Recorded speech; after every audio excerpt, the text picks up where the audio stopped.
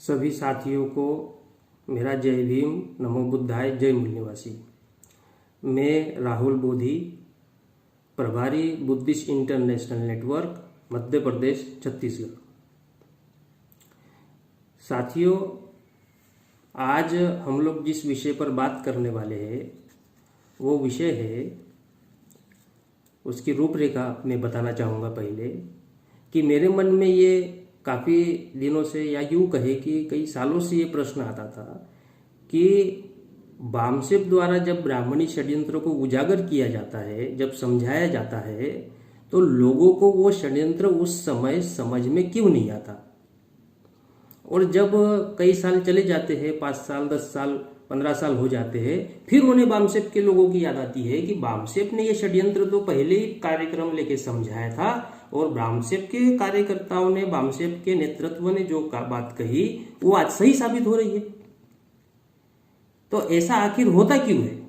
आखिर लोगों को जब षड्यंत्र समझाया जाता है उस समय क्यों नहीं समझ में आता? उसके 5 साल, 10 साल, 20 साल बाद उनको एहसास होता है कि वामसेप ने जो समझाया वो सही है। आखिर ऐसा होता क्यों है? ये मेरे दिमाग में काफी समय से इसके ऊपर मैं सोच रहा था। तो आज का जो टॉपिक है इससे जुड़ा हुआ है कि आखिर लोगों को ब्राह्मणों द्वारा किया गया षड्यंत्र देरी से क्यों समझ में आता है। ये हम टॉपिक मान सकते हैं, या तो हम ये मान सकते हैं कि ब्राह्मणी षड्यंत्र का मैकेनिज्म क्या है। आखिर वो षड्यंत्र करते कैसे है कि हमारे लोगों को उस समय समझ में नहीं आता, बाद में समझ में आता है। जब समय निकल जाता है तब समझ में आता है। इसे भी टॉपिक कहा जा सकता है। तीसरा टॉपिक कहा जा सकता है कि वामसेप द्वारा जब षड्यंत्र का पर्दाफाश किया जाता है उसके कुछ सालों बाद लोगों को ये बात समझ में आती है। तो आखिर ऐसा होता क्यों है?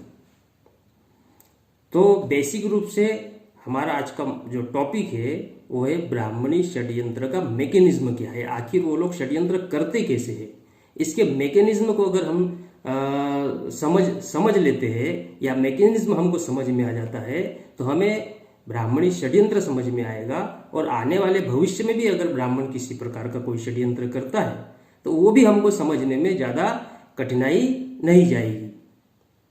तो फिर आखिर ये ब्राह्मणी षड्यंत्र का मैकेनिज्म क्या है, इसको समझने के लिए मैं एशियंट हिस्ट्री का, प्राचीन भारत के इतिहास का, प्राचीन इतिहास का एक उदाहरण देना चाहता हूँ। हम लोग कहते हैं कि ब्राह्मणों ने भारत में वर्ण व्यवस्था प्रस्थापित की।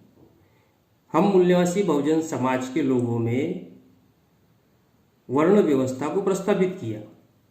लेकिन प्रश्न ये उठता है कि उन्होंने वर्ण व्यवस्था प्रस्थापित कैसे की? प्रस्थापित की वो ठीक है, लेकिन उन्होंने वर्ण व्यवस्था प्रस्थापित कैसे की? क्योंकि 100 में से 3% ब्राह्मण है, और 3 यानी 100 में से 3 ब्राह्मण 97 लोगों को वर्ण व्यवस्था बनाकर गुलाम बनाना चाहता है। तो आखिर उन 3% ब्राह्मणों ने वर्ण व्यवस्था प्रस्थापित करने के लिए कौन सा मैकेनिज्म अपनाया? आखिर कौन सी प्रक्रिया अपनाई?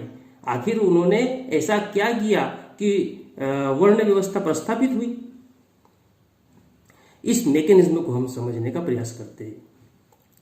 तो साथियों, ब्राह्मण जो है उन्होंने जब वर्ण व्यवस्था का कॉन्सेप्ट रखा तो उस समय उनके दिमाग में वर्ण व्यवस्था के आधार पर बहुजन समाज को गुलाम बनाने का षड्यंत्र दिमाग में था कि वर्ण व्यवस्था को लागू करके हम बहुजन समाज के लोगों को गुलाम बनाएंगे।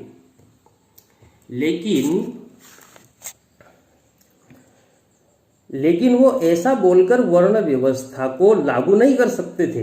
वो यह कह के वर्ण व्यवस्था लागू नहीं कर सकते थे कि हम ये वर्ण व्यवस्था का कॉन्सेप्ट आप बहुजन समाज के लोगों को गुलाम बनाने के लिए लाए हैं।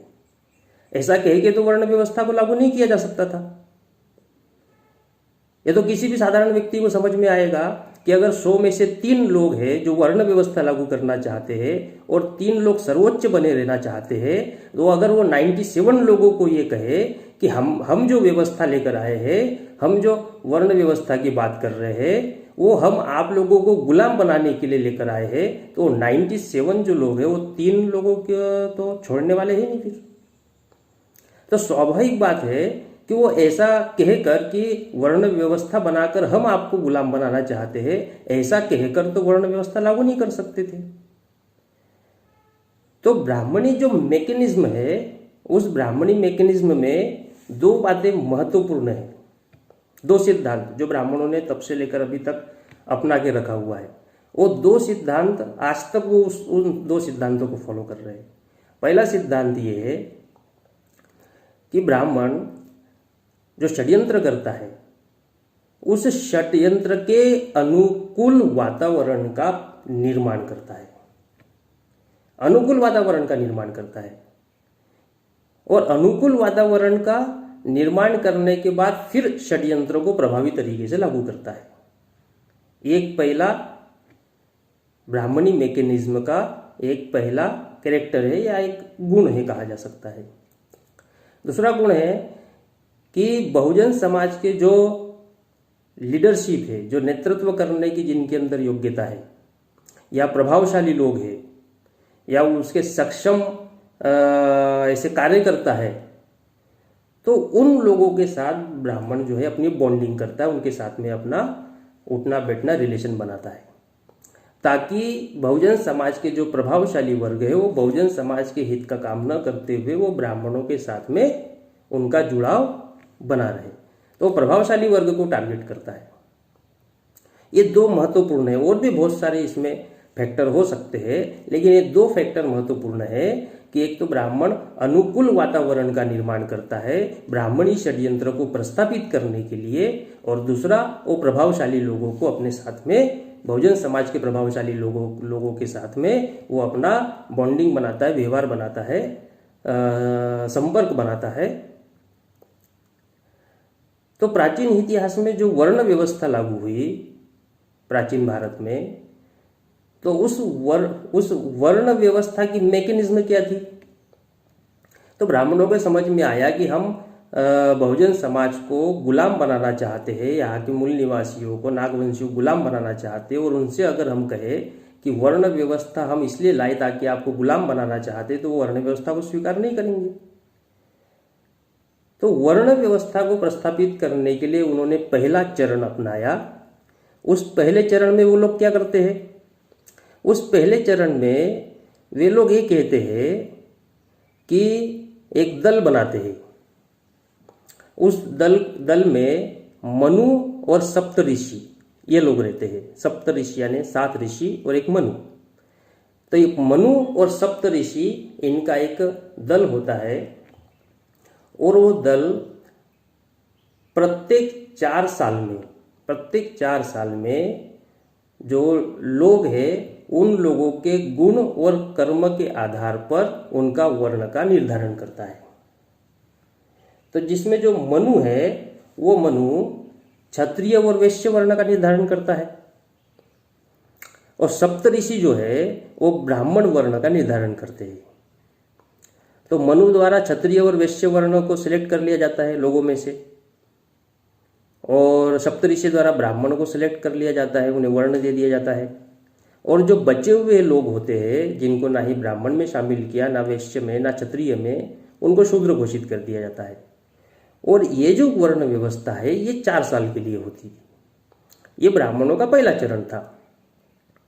तो हमारे लोगों को उन्होंने ये अनुमान लगाया जा सकता है कि हमारे लोगों को उन्होंने समझाया होगा कि देखो भाई, ये वर्ण व्यवस्था समाज के लिए हितकारक है, और ये वर्ण व्यवस्था हम गुण और कर्म के आधार पर हम इसको रखेंगे, ताकि आपके गुणों में प्रत्येक साल या हर बार आपके गुणों में पुनरावृत्ति हो, उसमें हमेशा डेवलपमेंट होता रहे।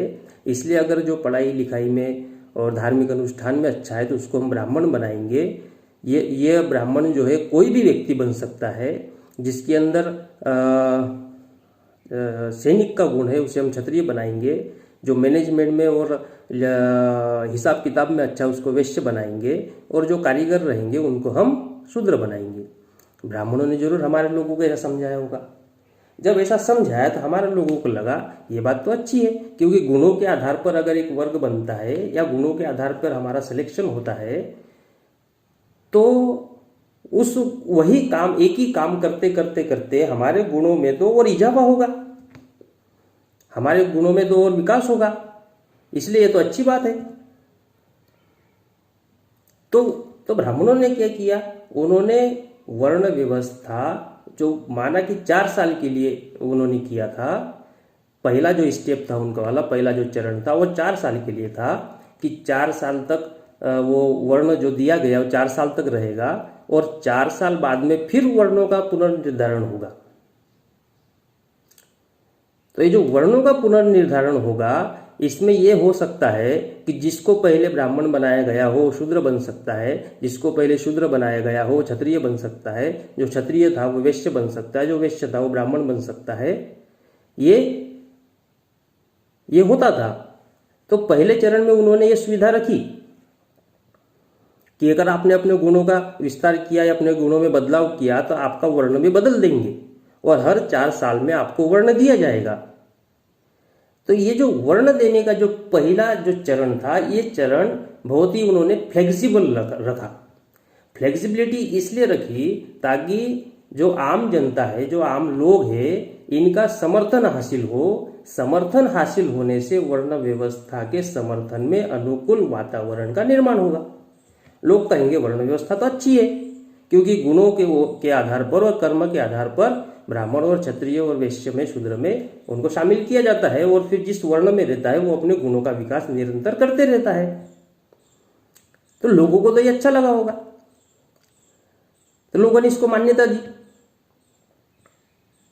तो इसकी खास बात क्या थी, ये पहला जो चरण हुआ इसकी खास बात क्या थी कि ये वर्ण का जो निर्धारण है ये ग्रुप द्वारा होता था और उस ग्रुप का नाम था मनु और सप्तऋषि।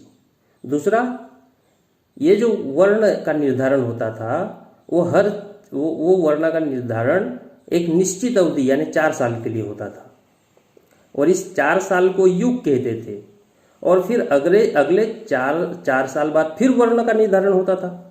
फिर जो जिसको पिछले बार जो वर्ण दिया उसका वर्ण चेंज हो सकता था उसके गुण और कर्म के आधार पे। तो जब ये चेंज होता था इसे मनवंतर कहते थे, इसमें परिवर्तन किया जा सकता था। तो अब इस मामले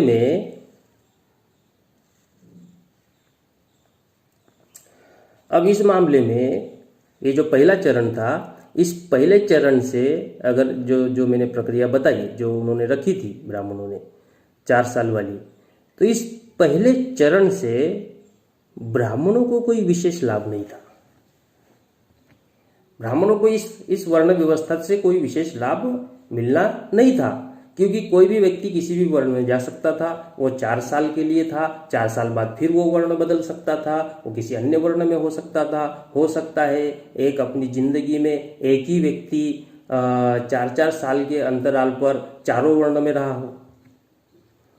तो इसमें तो जो ब्राह्मण का बेटा है वो भी शूद्र हो सकता था, जो शूद्र का बेटा ब्राह्मण हो सकता था, ब्राह्मण का बेटा क्षत्रिय हो सकता था, वैश्य हो सकता था। तो इससे ब्राह्मणों को कोई विशेष लाभ इस चयन प्रक्रिया से नहीं था।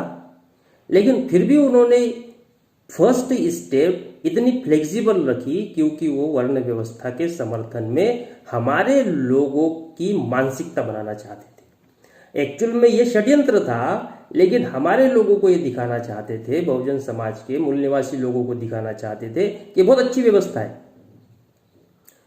इसलिए हमारे लोगों ने समर्थन किया होगा, हमारे लोग शामिल हुए। 4 साल के लिए रहेगा और बाद में बदल सकते हैं, जिसके जैसे कर्म रहेगी उस हिसाब से वर्ण बदल जाएगा, ये हमारे लोगों को लगा होगा। तो ये पहला चरण कुछ सालों तक चला, लेकिन इससे ब्राह्मणों को कोई विशेष लाभ नहीं था। तो ब्राह्मण के मन में तो यह था कि ब्राह्मणों को ही लाभ मिलना चाहिए, इस वर्ण व्यवस्था को उस पोजीशन तक हमें ले जाना होगा ताकि केवल और केवल मात्र ब्राह्मणों को लाभ मिले। तो उनका जो उद्देश्य था वो तो गुलाम बनाने का था। गुलाम बनाने के उद्देश्य से वर्ण व्यवस्था का कॉन्सेप्ट लाया, लेकिन उसे समाज में अगर हमको इम्प्लीमेंट करना है तो इम्प्लीमेंटेशन के लिए फ्लेक्सिबिलिटी अपनानी होगी, क्योंकि वो संख्या में 3% है। तो फिर उन्होंने दूसरा चरण लाया इसको और मजबूत करने के लिए। तो दूसरा जो चरण लाया वो दूसरे चरण को कहा जाता है गुरुकुल पद्धति। अब गुरुकुल पद्धति में क्या होता था? तो गुरुकुल पद्धति में गांव के बाहर गुरु होते थे, और जो बच्चा है वो गुरु के यहाँ पढ़ने जाता था। वहाँ वो 12 साल तक पढ़ाई करता था, 6 साल या 8 साल की उम्र जो भी होगी, वो उसे गुरु के पास भेज देते थे माँ बाप। वहाँ जाके वो पढ़ाई करता था, 12 साल तक पढ़ता था। 12 साल तक जो वो पढ़ाई करता था उसे ब्रह्मचर्य जीवन कहते थे। और उस पढ़ाई करने के बाद में गुरु उन बच्चों का उपनयन संस्कार करता था, और उपनयन संस्कार करने के बाद फिर उनका वर्ण का निर्धारण करता था। तो इस दूसरी पद्धति में क्या था कि गुरु वर्ण का निर्धारण करता था, और गुरु द्वारा एक बार जो वर्ण निर्धारित कर दिया गया व्यक्ति का, उसे फिर जीवन पर्यंत उसी वर्ण में रहना पड़ता था। दूसरी पद्धति लाई उन्होंने, गुरुकुल पद्धति। तो गुरुकुल पद्धति में पहले चरण की जो पद्धति थी वो मात्र 4 साल के लिए थी, और बार बार वर्ण का फेरबदल होते रहता था। तो इसको उन्होंने और ज्यादा वर्ण व्यवस्था को मजबूत करने के लिए ब्राह्मणों ने गुरुकुल पद्धति लाई। गुरुकुल पद्धति में गुरु एक बार जिस वर्ण का निर्धारण कर दे, व्यक्ति को जिंदगी भर उस वर्ण में रहना पड़ता था। तो इस गुरुकुल पद्धति की क्या खासियत थी कि गुरुकुल पद्धति में एक विद्यालय होता था, और इसका सारा भार गुरु पे होता था। सभी बच्चे इस गुरुकुल में शिक्षा प्राप्त करते थे, और इस शिक्षा की अवधि 12 साल होती थी। जब तक कोई बालक गुरुकुल में रहता था वो ब्रह्मचारी कहलाता था, और शिक्षा की अवधि समाप्त होने पर उपनयन संस्कार होता था। इस समारोह में गुरु बच्चों का वर्ण निर्धारण करते थे। इसके बाद बच्चों को अपने वर्ण के अनुसार कार्य करने के लिए वापस भेज दिया जाता था अपने घर, और वह बालक जीवन पर्यंत उसी वर्ण में रहता था। ये गुरुकुल पद्धति थी। तो इस गुरुकुल पद्धति की खासियत क्या थी? इसी की खासियत ये थी कि वर्ण का निर्धारण गुरु द्वारा किया जाता था।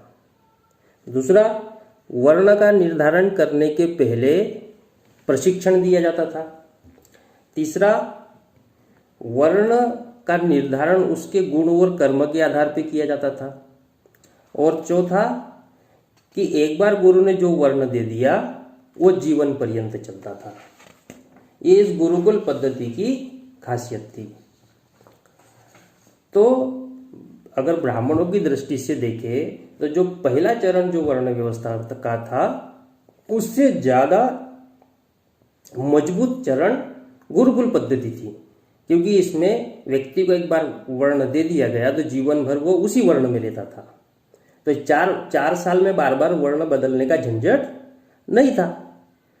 तो लेकिन इसमें कमियां थी, इसमें भी कमी थी कि माना कि जीवन भर के लिए गुरु ने एक बार वर्ण दे दिया तो जीवन भर तक उसी वर्ण में रहेगा। लेकिन कमी ये थी कि इसमें ब्राह्मणों को ये डर रहता था कि जब गुरु के यहाँ बच्चों को पढ़ने के लिए भेजा जाए तो ऐसा न हो कि गुरु जो है ब्राह्मणों के बच्चों को शूद्र वर्ण में डाल दे, तो फिर उस ब्राह्मण के बच्चों को जीवन भर शूद्र ही बने रहना पड़ता था। ये ब्राह्मणों की समस्या थी। तो ब्राह्मण तो नहीं चाहेगा कि उनका बेटा शूद्र बना रहे। लेकिन गुरुकुल पद्धति इसलिए लाई क्योंकि ये पहले चरण से मजबूत पद्धति देनी थी, लेकिन इतनी ज्यादा भी कठोर पद्धति नहीं देनी थी कि ये समाज जो है मूल्यवासी बहुजन समाज ब्राह्मणों के अगेंस्ट खड़ा हो जाए। इतनी ज्यादा कठोर पद्धति नहीं देनी थी, क्योंकि अनुकूल वातावरण जो मैंने बताया कि पहला फैक्टर है ब्राह्मणी षड्यंत्र का, अनुकूल वातावरण निर्माण करना। अनुकूल वातावरण निर्माण करने के लिए फ्लेक्सिबिलिटी को वो लोग अपनाते हैं, उसमें कुछ रियायत करते हैं ताकि समर्थन मिले। समर्थन मिलने के बाद फिर उसे कठोर कठोर कठोर कठोर कठोर बनाने का काम करते हैं। तो वर्ण व्यवस्था का पहला चरण आप देखेंगे तो वो दूसरे चरण की अपेक्षा ज्यादा फ्लेक्सिबल है। तो दूसरे चरण में ये कमी थी कि गुरु के हाथ में था किसको ब्राह्मण बनाया जाए, किसको क्षत्रिय बनाया जाए, किसे वैश्य बनाया जाए, किसी शूद्र बनाया जाए, ये गुरु के हाथ में था। और गुरु जिसका निर्धारण करेगा वो जीवन भर उस वर्ण में रहना पड़ता था। तो ब्राह्मणों को ये बात तो हजम नहीं होने वाली थी कि मान लो गुरु ने किसी ब्राह्मण की लड़की को शूद्र बना दिया तो जीवन भर उसे शूद्र बने रहना पड़ेगा। ये ब्राह्मणों को ये बात नहीं जमी होगी, लेकिन गुरुकुल पद्धति को उन्होंने लोगों का समर्थन के लिए चलाया। और अंततः जब ब्राह्मणों को पूर्णतः अनुकूल मौका मिल गया, जब पुष्यमित्र शुंग नाम के ब्राह्मण ने बृहद्रथ बुद्धिस्ट राजा की हत्या की और हत्या करने पर बौद्धों के विरोध में हिंसा की गई, पूरे भारत में बड़े पैमाने पर हिंसा की गई और पुष्यमित्र शुंग के पास में सत्ता आई, सत्ता आने पर उनको पावर मिला और उसका उपयोग फिर उन्होंने कठोरता से वर्ण व्यवस्था को लागू करने में किया। तो तीसरे चरण में उन्होंने क्या किया?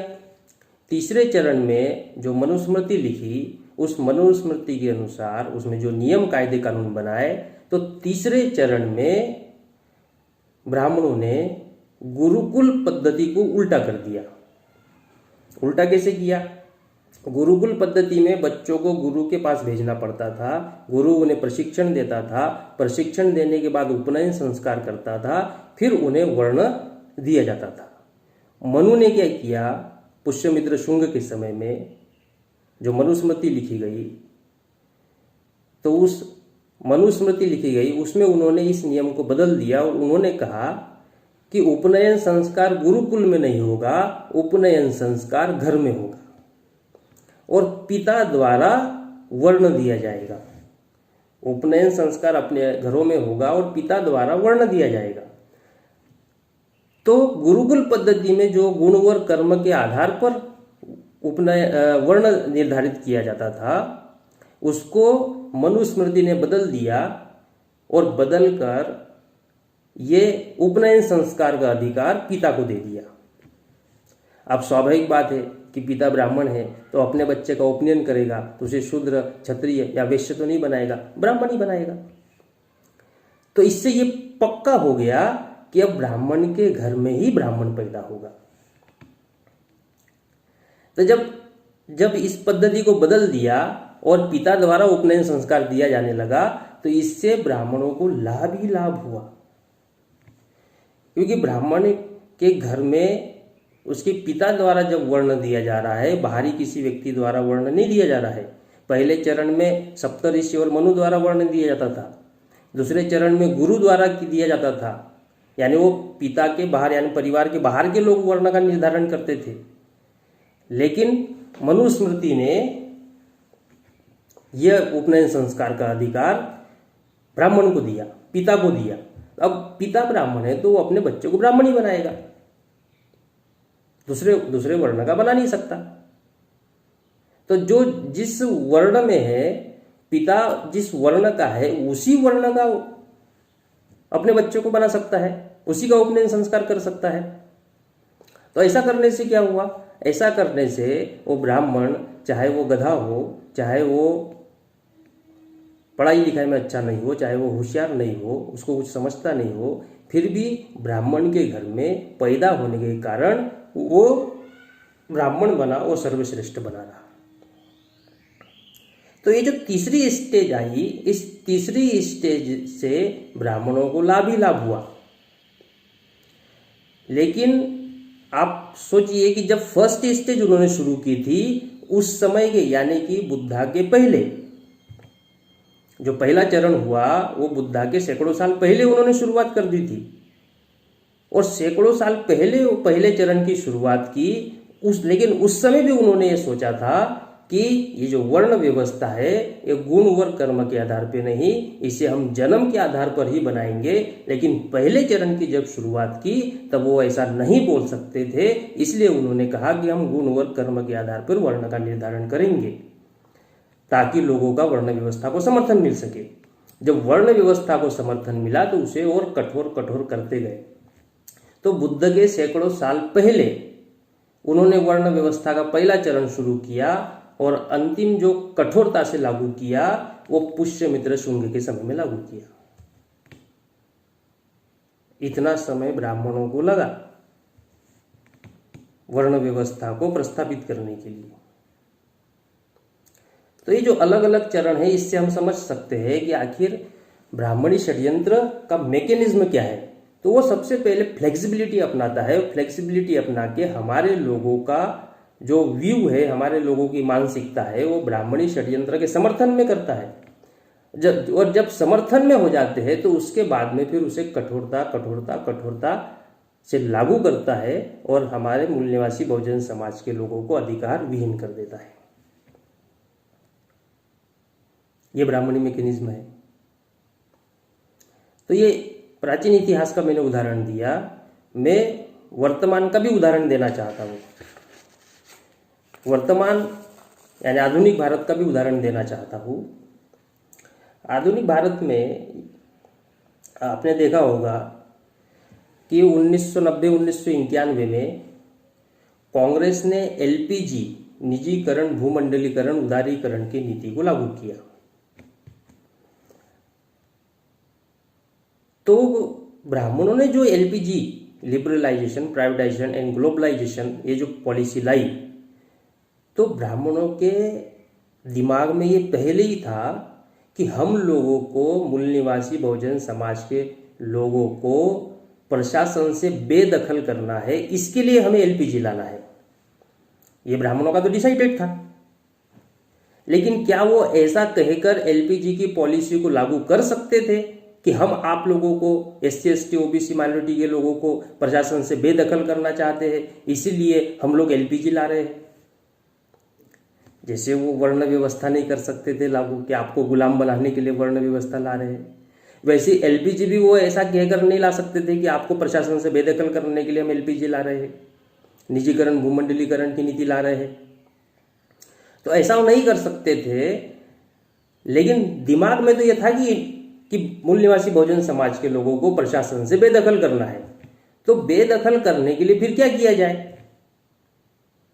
तो उन्होंने निजीकरण, भूमंडलीकरण की नीति को जमीनी स्तर पर लागू करने के लिए लोगों का व्यू निजीकरण के समर्थन में बनाना शुरू किया। तो निजीकरण के समर्थन में व्यू बनाने के लिए उन्होंने क्या किया? उन्होंने सरकारी ऑफिसेस और सरकारी कर्मचारियों की बदनामी करना शुरू की।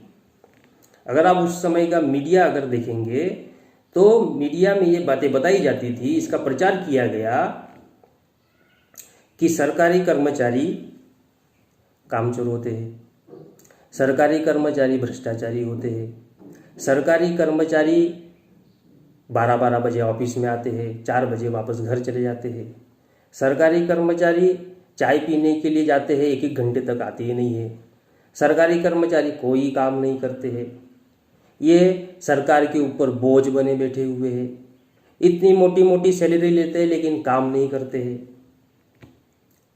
ये प्रचार किया गया समाज में। तो समाज का ये व्यू बना कि हाँ, सरकारी इसमें तो काम बराबर होता नहीं है, बहुत समय लगता है, सरकारी डिपार्टमेंट में काम वाम तो होते नहीं है बराबर। ये व्यू पहले लोगों का बनाया।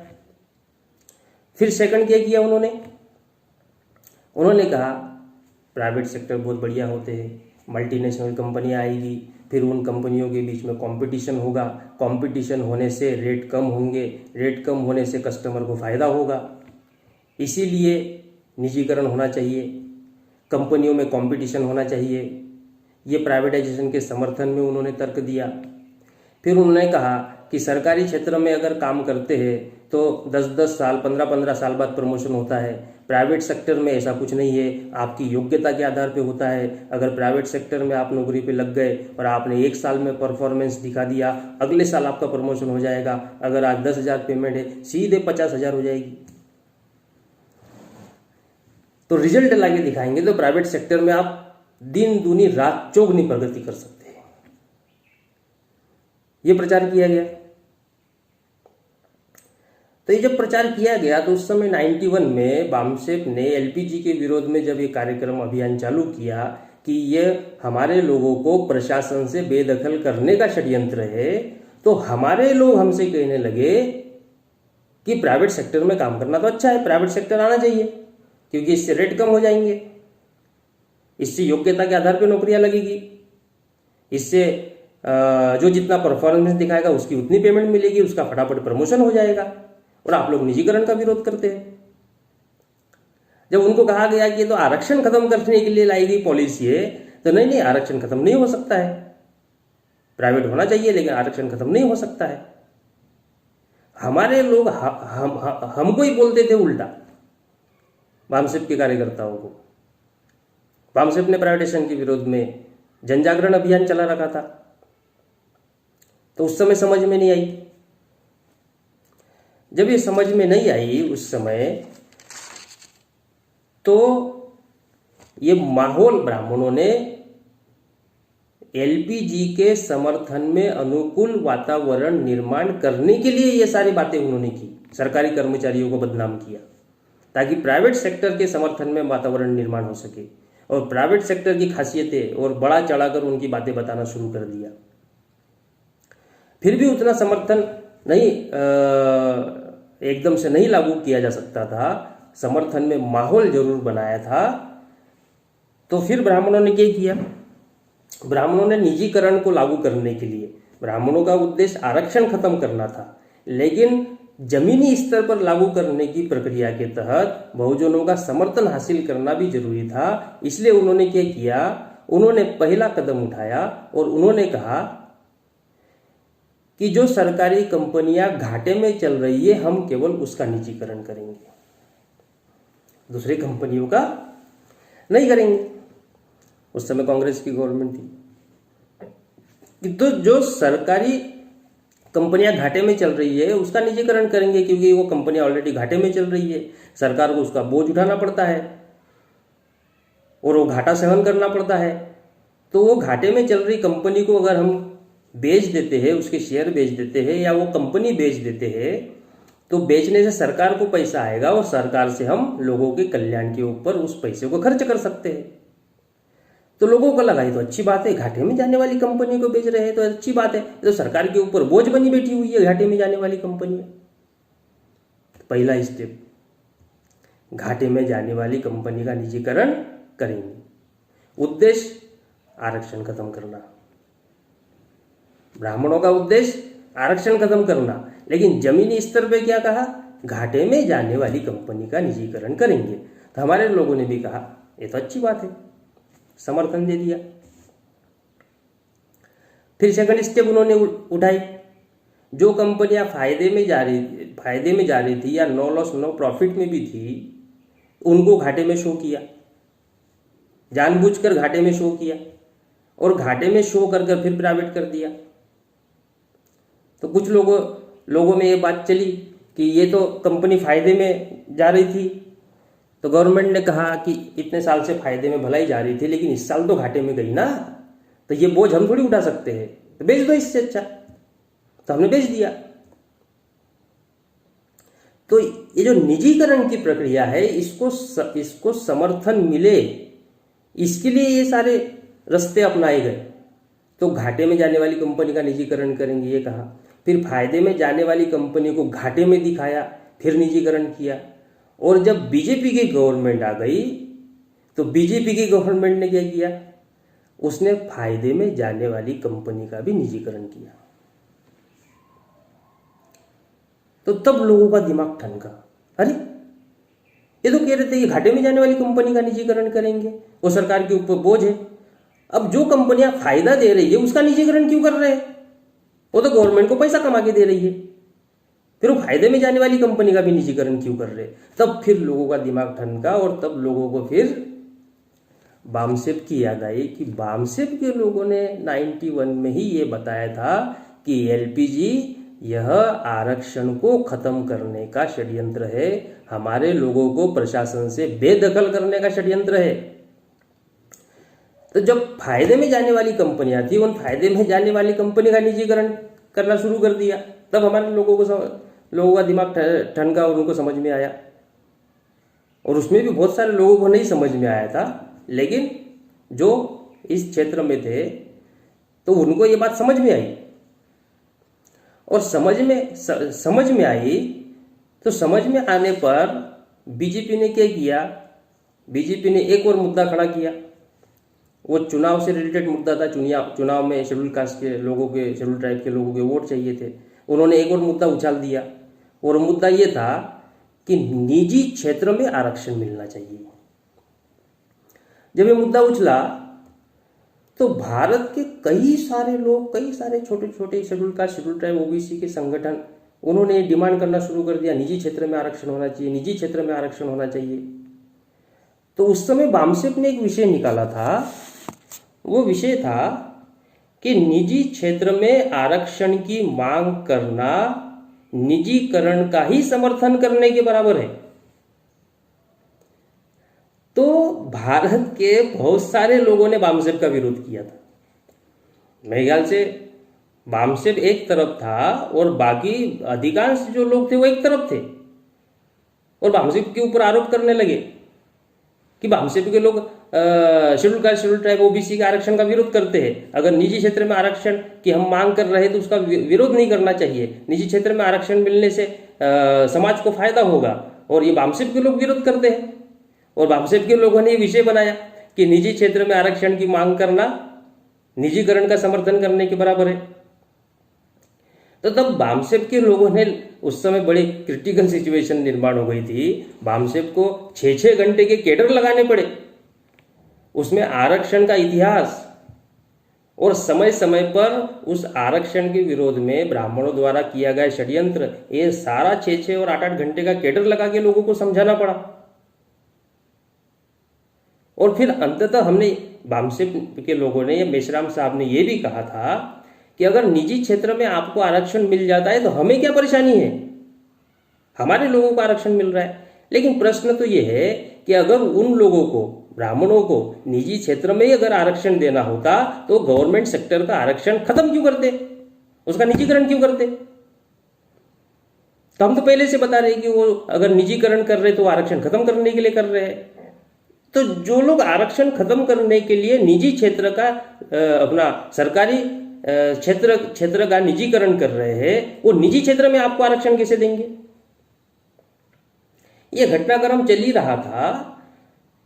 तो कुछ पूंजीपति लोगों ने, कंपनी के मालिकों ने कहा कि अगर सरकार हमारे ऊपर दबाव बनाती है कि निजीकरण में आरक्षण, निजी कंपनियों में आरक्षण दिया जाए, तो हम सरकार से ये कहना चाहते हैं कि हम SC ST OBC के लोगों को ये कहना चाहते हैं कि वो लोग अपने घरों में बैठे रहे, वो अपने घरों में रहे, हम पेमेंट उनके घर पहुंचा देंगे, लेकिन अपनी कंपनी में उनको जॉब नहीं देंगे या आरक्षण लागू नहीं करेंगे। तो बाद में बात सिद्ध हो गई कि वो केवल उचकाने का कार्यक्रम था, आरक्षण देना, लेना देना कुछ था नहीं।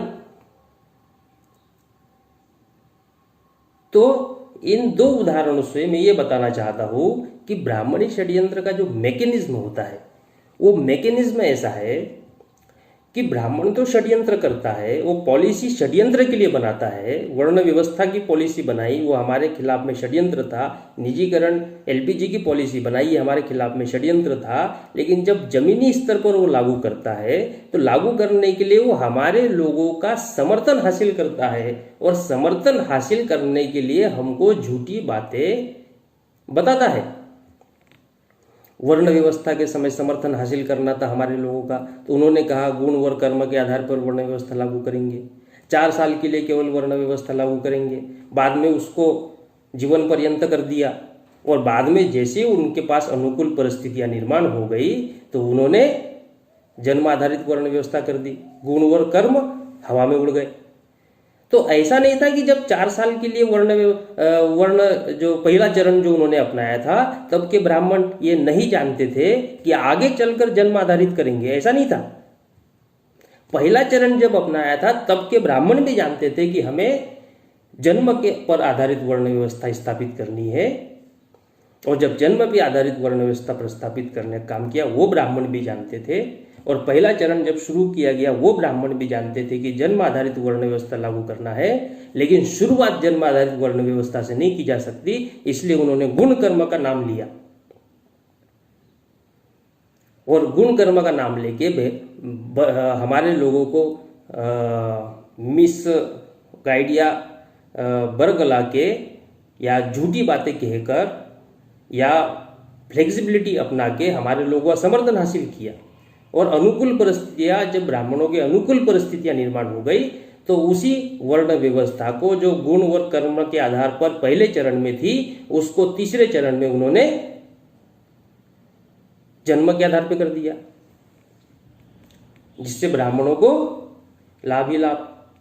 इसी तरह निजीकरण भूमंडलीकरण का जब मैटर आया तो शुरू में उन्होंने कहा कि हम घाटे में जाने वाली कंपनी का निजीकरण कर रहे हैं, और जब निजीकरण को हमारे लोगों ने समर्थन दिया, फिर कुछ लोगों ने समर्थन दिया, समर्थन देते देते देते समर्थन मिल गया, तो मिलने के बाद उन्होंने फायदे में जाने वाली कंपनी का भी निजीकरण किया।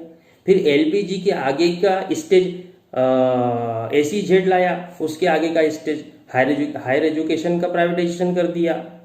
अभी किसानों का मामला चल रहा है। तो 91 में ये बात हमारे लोगों को क्यों नहीं समझ में आई थी? क्योंकि इस मैकेनिज्म को जानते नहीं थे। तो इस मैकेनिज्म को समझने के लिए, या हमको इसे समझना है ताकि इस ब्राह्मणी षड्यंत्र को कैसे समझा जाए। मान लो वामसेप नाम का षड्यंत्र नहीं, वामसेप नाम का संगठन नहीं है, मान लीजिए, और ये सारी नीतियां ब्राह्मणों ने लाई, तो हम लोग उसको कैसे समझेंगे? हमारे पास में क्या तरीका है समझने का? चलो वामसेप ने कार्यक्रम लगाए, उन्होंने समझाया था, हमको समझ में नहीं आया, ये सब बातें ठीक है। मान लो वामसेप नाम का संगठन नहीं होता और ब्राह्मण हमारे खिलाफ में सारे षड्यंत्र तो करते, फिर हम लोग इस षड्यंत्र को कैसे समझते? अगर नहीं समझते तो गर्त में ही जाना है। और अगर समझना है, समझते हैं, तो समझने के लिए कुछ बेसिक बातें ध्यान में रखना जरूरी है, जो मैंने आइडेंटिफाई की। बेसिक बातें यह है कि पहला इस बात को आत्मसात कर लेना चाहिए संपूर्ण मूल निवासी बहुजन समाज के लोगों ने कि ब्राह्मण विदेशी है। डीएनए के आधार पर यह सिद्ध हो गया है कि ब्राह्मण विदेशी है, और विदेशी ब्राह्मण मूल निवासी बहुजन समाज को गुलाम बनाने के लिए प्रत्येक कार्य करता है, प्रत्येक पॉलिसी बनाता है, प्रत्येक षड्यंत्र करता है। हमको ऐसा लगता है कि हमारे फायदे के लिए है, लेकिन वो एक्चुअल में हमें गुलाम बनाने का तरीका होता है। इसलिए इस पहली बात को तो बिल्कुल दिलो दिमाग में आत्मसात कर लेना चाहिए कि डीएनए के आधार पर ब्राह्मण विदेशी है। 4000 साल का इतिहास है,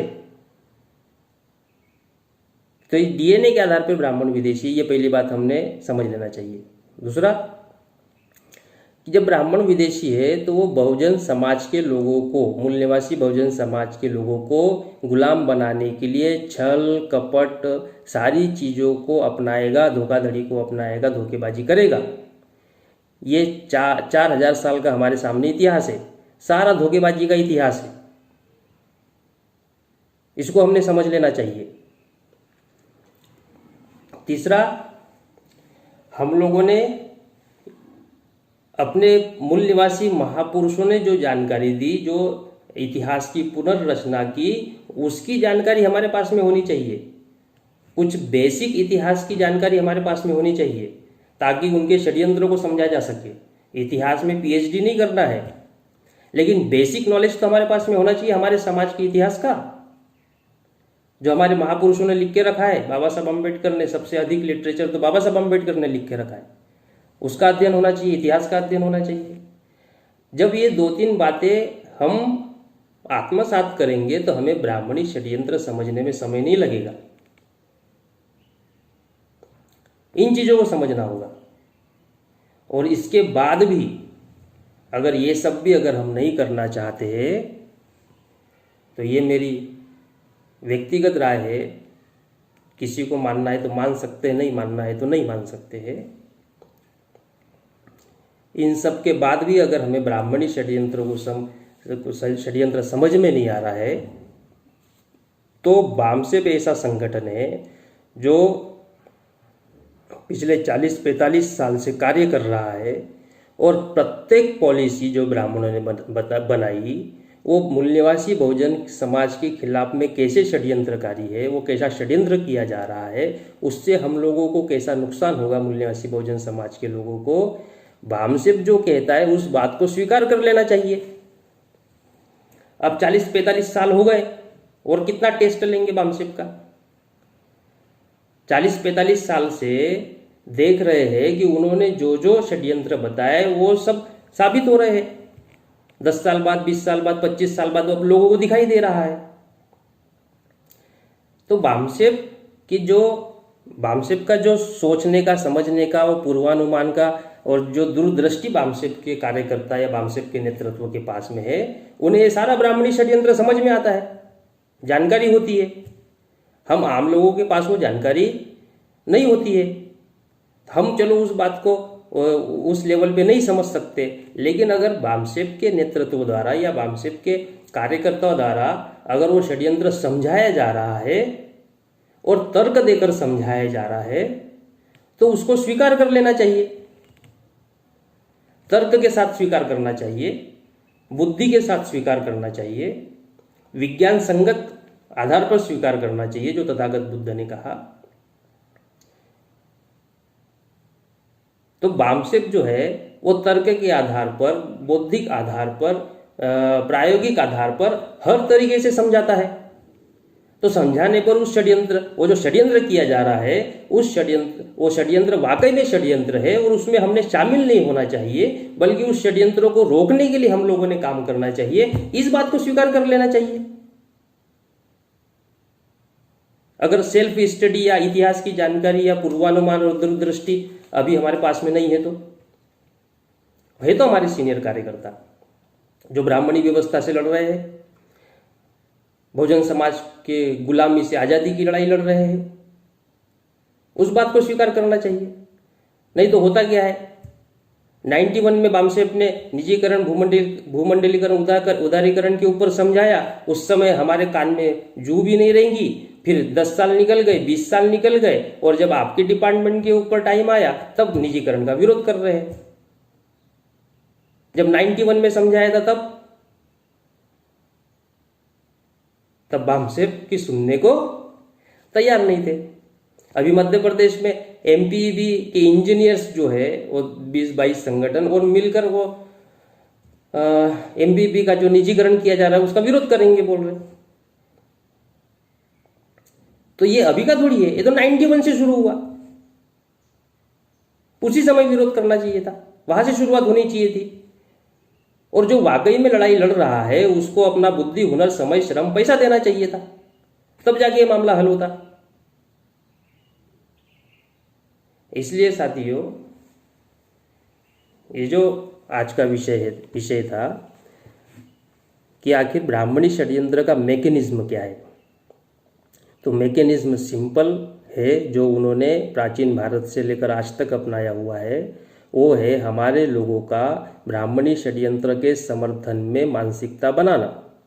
और वो मानसिकता बनाने के लिए झूठी बातें, झूठी अफवाहें और झूठे तर्क वो लोग हमारे समाज में बड़े पैमाने पर प्रचार करते हैं, जिसकी वजह से हमारा समाज उस षड्यंत्र को नहीं समझ पाता है और उसके समर्थन में हो जाता है। जब वो षड्यंत्र बहुत बड़े पैमाने पर प्रभावशाली हो जाता है, जब हमारे लोगों को उस बड़े पैमाने पर नुकसान उसका दिखाई देता है, तब हमारे लोगों की आंखें खुलती है। तो ये जो मैकेनिज्म है, इस मैकेनिज्म को ब्राह्मणों द्वारा जो भी पॉलिसी लाई जाती है उस पॉलिसी के संदर्भ में अध्ययन करके हमने इसे देखना चाहिए। तो ये मैकेनिज्म अगर आपको समझ में आ गया तो आपको ब्राह्मणी षड्यंत्र समझने के लिए किसी और व्यक्ति की आवश्यकता नहीं होगी, आपको स्वयं ही ये ब्राह्मणी षड्यंत्र दिखाई देगा, समझ में आएगा। तो आज इस विषय पर ब्राह्मणी षड्यंत्र का मैकेनिज्म है, इसके दो महत्वपूर्ण फैक्टर कि वो अनुकूल वातावरण निर्माण करते हैं, बहुजन समाज के प्रभावशाली लोगों के साथ में संपर्क और संवाद बनाते हैं, उनके साथ बॉन्डिंग करते हैं। ये उनके दो हथियार हैं महत्वपूर्ण। इस टॉपिक के आधार पर, ब्राह्मणी मैकेनिज्म के आधार पर, ब्राह्मणी षड्यंत्र का जो मैकेनिज्म होता है उसे मैंने जितना विचार मंथन चिंतन किया वो बात मैंने आपके सामने शेयर की है। और मैं आशा करता हूँ कि आप लोग वामसेप द्वारा जो ब्राह्मणी षड्यंत्र को समझाया जाता है, उजागर किया जाता है, उसको समझने का, उसे स्वीकार करने का प्रयास करेंगे। और मेरी ये दिली आशा रहेगी कि हमारे बहुजन समाज के लोग इतना बुद्धिजीवी हो जाए, इतने प्रबुद्ध हो जाए कि वे ब्राह्मणी षड्यंत्र को स्वयं सेल्फ एनालिसिस करके समझ सके और उस ब्राह्मणी षड्यंत्र के विरोध में स्वयं होकर उसका विरोध करे, प्रतिकार करे। और इस आंदोलन में, ताकि जो ब्राह्मणों द्वारा जो हमें गुलाम बनाया गया है, इसके विरोध में जो आज़ादी का आंदोलन चलाया जा रहा है, उस आज़ादी के आंदोलन में अपना बुद्धि, हुनर, समय, श्रम और पैसा, इसका योगदान देंगे, ऐसी मैं आशा करता हूँ। और इसी के साथ ये टॉपिक समाप्त करता हूँ। जय भीम, नमो बुद्धाय, जय मूल निवासी, राहुल बोधी, प्रभारी बुद्धिस्ट इंटरनेशनल नेटवर्क।